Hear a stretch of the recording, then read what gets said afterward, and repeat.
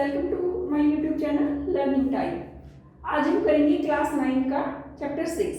Class 9 का chapter 6 हम already start कर चुके हैं, उसकी एक्सरसाइज 6.1 हो गई है। आज हम करेंगे 6.2। एक्सरसाइज 6.2 का क्वेश्चन 1। क्वेश्चन 1 है find the value of x and y when show that AB parallel CD। आपको x और y दो एंगल है, इन दोनों एंगल्स की वैल्यू फाइंड आउट करनी है और यहाँ पर 50 डिग्री दिया हुआ है और यहाँ पर 130 डिग्री दिया हुआ है। x और y की वैल्यू फाइंड करने के बाद आपको ये भी शो करना है कि AB CD के पैरेलल है। तो ये जब AB और CD दो पैरेलल लाइन है और ये इसका ट्रांसवर्सल हम इसको मान लेते हैं, ये तो हमें प्रूव करना है कि AB CD के पैरेलल है, बट ये लीनियर पेयर बन रहा है। लीनियर पेयर का सम 180 डिग्री होता है, तो 50 डिग्री और x, 50 और x की वैल्यू दोनों का अगर सम करेंगे तो 180 डिग्री होगा, क्योंकि ये लीनियर पेयर है। तो हमें गिवन क्या क्या है, गिवन है एंगल, ये 50 डिग्री का एंगल गिवन है और फाइंड करना है x और y की वैल्यू। हम सॉल्यूशन करते हैं यहाँ से start. x plus 50 degree is equal to 180 degree. x को और 40 डिग्री को अगर आप ऐड करोगे तो क्या आ जाएगा 180 डिग्री। क्यों, रीजन क्या लिखना है, लीनियर पेयर।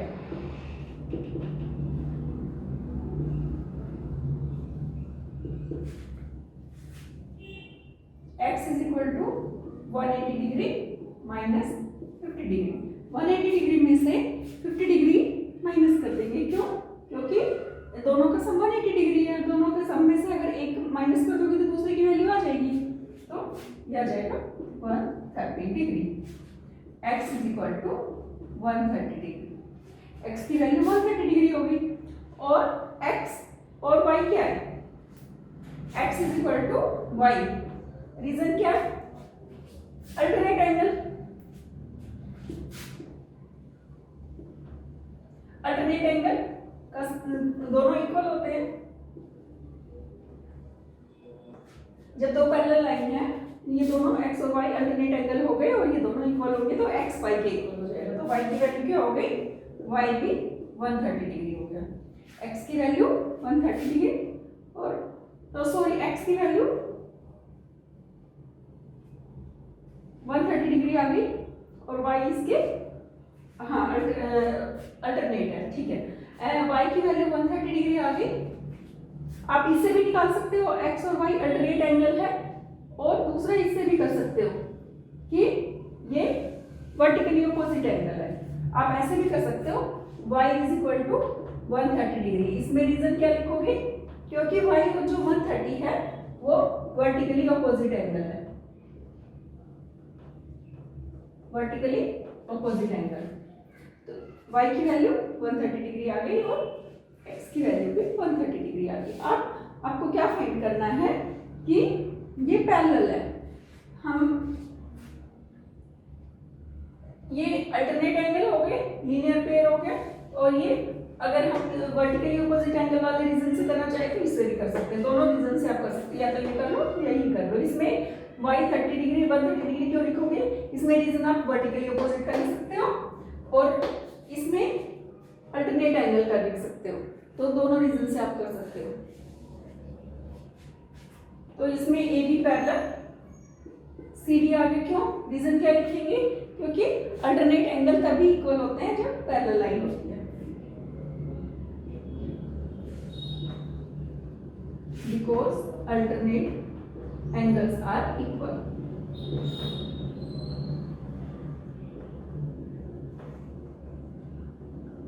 हो गया क्वेश्चन। नेक्स्ट क्वेश्चन करते हैं हम। नेक्स्ट अब हम स्टार्ट करते हैं क्वेश्चन 2। क्वेश्चन 2 में आपको गिवन है AB पैरेलल CD। तीन पैरेलल लाइन गिवन है, AB CD के पैरेलल है और CD EF के पैरेलल है। AB CD के पैरेलल है और CD EF के पैरेलल है, मतलब ये तीनों लाइन पैरेलल है। AB CD के, CD EF के।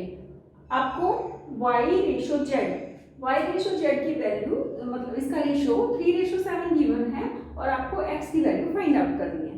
तो आपको x की वैल्यू फाइंड आउट करने के लिए पहले आपको y और z का जो रेशो गिवन है इन रेशियो से y और z के एंगल्स फाइंड आउट कर लेते हैं कि कितने डिग्री के एंगल है, उसके बाद x की वैल्यू निकल आएगी। y रेशो z 3:7 गिवन है तो इस रेशो से हम y एंगल और z एंगल फाइंड करते हैं। y angle y plus z is equal to कितना हो जाएगा, y या जो ये रेशो गिवन है इस रेशो को हम a मान लेते हैं पहले, दैट 3a और 7a जो ये रेशो गिवन है इसको 3a ले लेते हैं और इसको 7a ले लेते हैं। अब ये जो एंगल है इन दोनों का एंगल का सम क्या होगा 180 डिग्री, तो 3a plus 7a is equal to कितना हो जाएगा 180 डिग्री।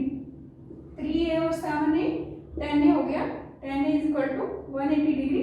a की वैल्यू क्या आ गई 180 अपॉन 10, 0 से 0 cancel, a is equal to 18 degree.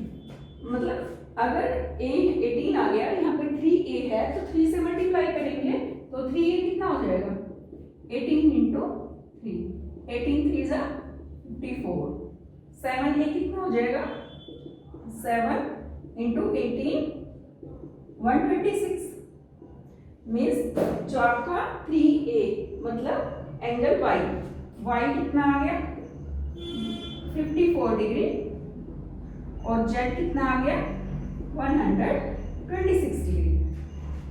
y की वैल्यू 54 आ गई और z की वैल्यू 126 डिग्री आ गई। अब इन दोनों एंगल से x की वैल्यू फाइंड करेंगे। x और y क्या है, x और y अगर इन दोनों एंगल का सम करेंगे तो 180 डिग्री आएगा। क्यों,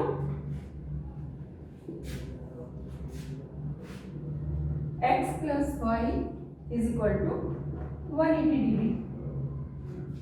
x प्लस y क्या है कोरस्पॉन्डिंग एंगल हो गए क्योंकि ये सेम साइड पे बन रहे हैं। उसके बाद x की वैल्यू आपको फाइंड करनी है, y की वैल्यू आ गई 54, x प्लस y की वैल्यू आप यहाँ पे पुट करो 54 180 degree, x is equal to 180 degree minus 54, 180 में से 54 माइनस करेंगे तो क्या आएगा x is equal to 126 degree. देखिए अब इन दोनों एंगल का सम 180 डिग्री होगा, 180 डिग्री होगा तो हमें एक वैल्यू तो पता ही है x की वैल्यू, सॉरी y की वैल्यू हमें पता ही है, x की वैल्यू हम इसमें से सब्ट्रैक्ट करके फाइंड आउट कर लेंगे। तो ये x की वैल्यू 126 डिग्री आ गई जो हमें फाइंड करनी है। Next question is, third question में आपको गिवन है AB parallel CD, EF perpendicular CD, AB CD के पैरेलल है and EF perpendicular CD, EF CD पे परपेंडिकुलर है, ये EF CD पे परपेंडिकुलर है and angle GED is equal to 126 degree. Angle GED आपको 126 डिग्री गिवन है। आपको एंगल फाइंड कौन कौन से करने हैं, ये गिवन है आपका, और फाइंड आपको करना है एंगल AGE, एंगल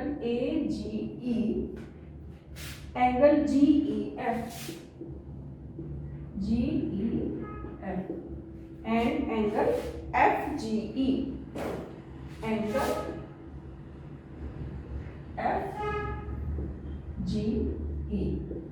आपको 3 एंगल्स फाइंड करने हैं। एंगल AGE ये एंगल फाइंड करना है, एंगल GEF ये एंगल फाइंड करना है एंड एंगल FGE आपको ये और ये 3 एंगल्स आपको फाइंड करने हैं। इसके लिए आप क्या करेंगे कि AB CD के पैरेलल है और यहाँ पर ये परपेंडिकुलर है, EF CD पे परपेंडिकुलर है तो यहाँ पे 90 डिग्री का एंगल बनेगा, परपेंडिकुलर पे 90 डिग्री का एंगल बनता है तो एंगल ये GED आपको 126 गिवन है, GED 126 गिवन है। अगर आपने इसमें से 90 सब्ट्रैक्ट कर देंगे तो आपका एंगल GEF आ जाएगा। तो एंगल GED 126 है, angle GEF, angle GEF plus angle FED दोनों का सम कितना हो जाएगा 126। क्यों? ये दोनों एंगल GED के इक्वल है। पहले आप यहाँ पर GED लिख लो, GED ताकि आपको पता चल जाएगी ये किसके इक्वल है। एंगल GED के इक्वल है, क्योंकि इन दोनों अगर एंगल को ऐड करेंगे तो ये पूरा एक एंगल GED आ जाएगा। अब GEF ये आपको फाइंड करना है और ये आपको गिवन है, और ये FED 90 डिग्री है। तो angle GEF plus 90 degree is equal to 126, क्योंकि ये 126 है। तो angle GEF is equal to 126 minus 90 degree. 126 में से 90 डिग्री सब्ट्रैक्ट कर देंगे। 126 में से 90 सब्ट्रैक्ट करेंगे तो क्या आएगा 36 डिग्री।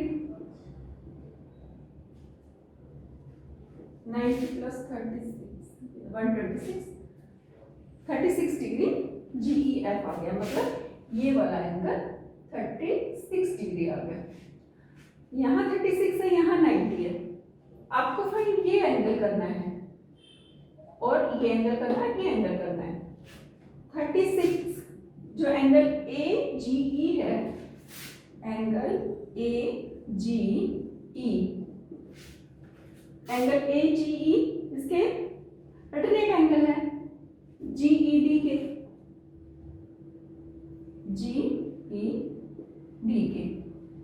क्योंकि ये पैरेलल लाइन है। पैरेलल लाइन पे जो अल्टरनेट एंगल होते हैं वो इक्वल होते हैं। तो एंगल AGE कितना आ गया AGE इज इक्वल टू, क्योंकि GED तो ऑलरेडी गिवन है 126, ये आ गया 126 डिग्री। रीजन क्या लिखेंगे इसमें? Alternate angle.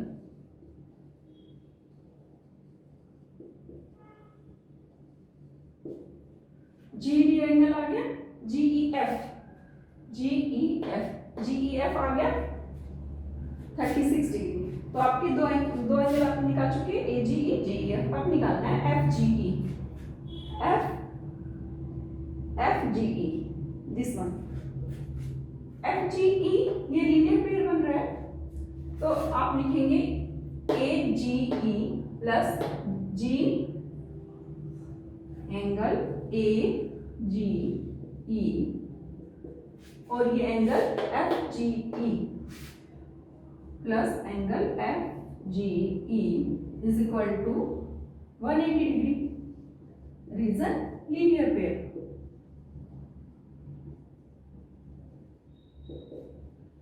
AGE कितना है 126, क्योंकि अभी अभी फाइंड किया है, plus FGE is equal to 180 degree. तो angle FGE is equal to 180 degree में से आप 126 सब्ट्रैक्ट कर दो। 180 डिग्री में से 126 सब्ट्रैक्ट करेंगे तो क्या आ जाएगा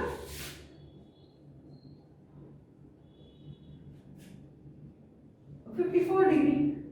तो angle FGE is equal to 54 degree. तो तीनों एंगल आप निकाल चुके हैं। फर्स्ट आपने GEF और FED को ऐड किया तो वो इससे GED के इक्वल आ गया, क्योंकि इन दोनों एंगल का सम 126 गिवन है। तो GEF ये 90 डिग्री गिवन है और ये पूरा 126 का है। 126 में से 90 सब्ट्रैक्ट कर देंगे तो ये 30 डिग्री आ गया। अब AGE GED के इक्वल है, क्यों? क्योंकि इसका रीजन है ये अल्टरनेट एंगल है। अल्टरनेट एंगल इक्वल होते हैं तो AGD 126 डिग्री हो जाएगा। AGE और FGE ये दोनों लीनियर पेयर बन गए। लीनियर पेयर का सम 180 डिग्री होता है। तो ये ऑलरेडी आप निकल चुका है ये एंगल ये 126 और 180 में से 126 सब्ट्रैक्ट कर देंगे तो ये हमारा ये FGE जो एंगल है वो 54 डिग्री आ जाएगा। अगर आपको ये वीडियो अच्छा लगा तो चैनल को सब्सक्राइब करें, वीडियो को लाइक करें और ज़्यादा से ज़्यादा शेयर करें।